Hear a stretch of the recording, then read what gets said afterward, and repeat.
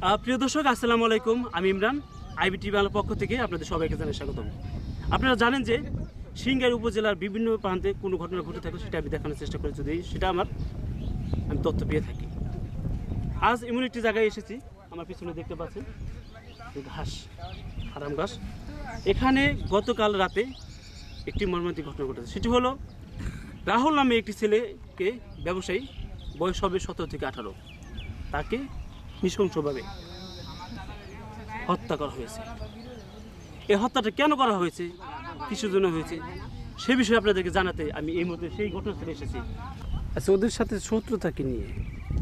এমনি কোনো শত্রু নাই ওদের সাথে, হইলো ওরা এই জায়গায় এসে নেশাবানি করতো, চিল্লাপাল্লা করতো, তাই এলাকার পোলাপানরা মানা করতো। এই নিয়ে আর কি ওদের সাথে একটু কথা কাটাকাটি হয়েছিল, পরে আর কি ওরা যেমন কালকে এই কাজটা করছে। আচ্ছা, গতকালকে যে ঘটনাটা করছে, রাহুল বসা ছিল কোথায়? এখানে? হ্যাঁ, মাচালিতে বসা ছিল। আর ওরা কোথায় ছিল? ওরা এই সাইড থেকে কোন একটা রাস্তা যাইছে, কিন্তু কোন রাস্তা যাইছে এটা শিওর বলতে পারলাম না। আচ্ছা, 10 দিন আগে বলে কথা কাটাকাটি হয়েছে ওদের মধ্যে। হ্যাঁ হ্যাঁ, তখন ওরা বসা ছিল কোথায়? ওই জায়গায়, একই জায়গায়, এই মাসালি? হ্যাঁ, মাচালিতেই। রাহুল মাসালি ছিল 10 দিন আগে। আর ওরা?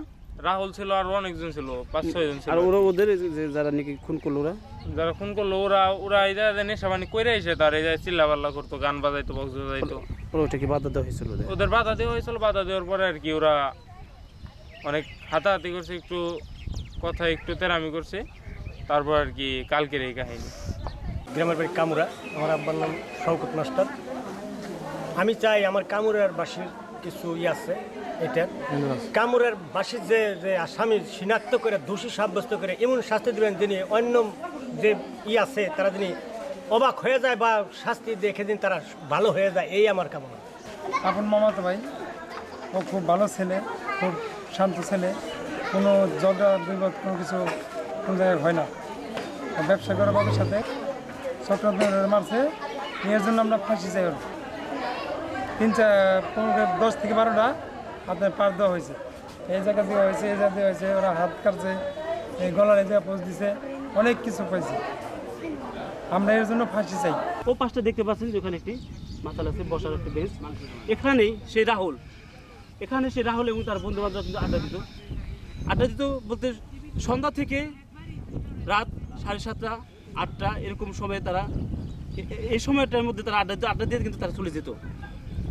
কিন্তু এখানে 10 দিন আগের ঘটনা। এখানে হলো 8টা দেওয়ার সময় এখানে কিছু বকাটে ছেলেরা নেশা করতো। সেই নেশা করে তারা চিল্লাপাল্লা করতো, বক্স বাজাতো, গান করতো।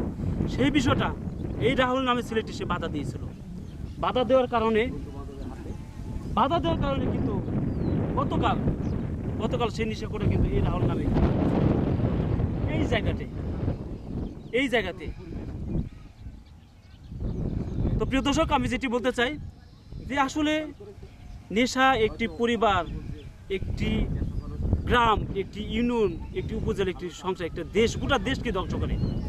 সবাইকে অনুরোধ করছি এই নেশা থেকে বিরত থাকবেন, এবং যারা এই খুনের সাথে জড়িত তাদের ফাঁসি দাবি চেয়েছেন এলাকাবাসী। সবাইকে ধন্যবাদ। আসসালামু আলাইকুম।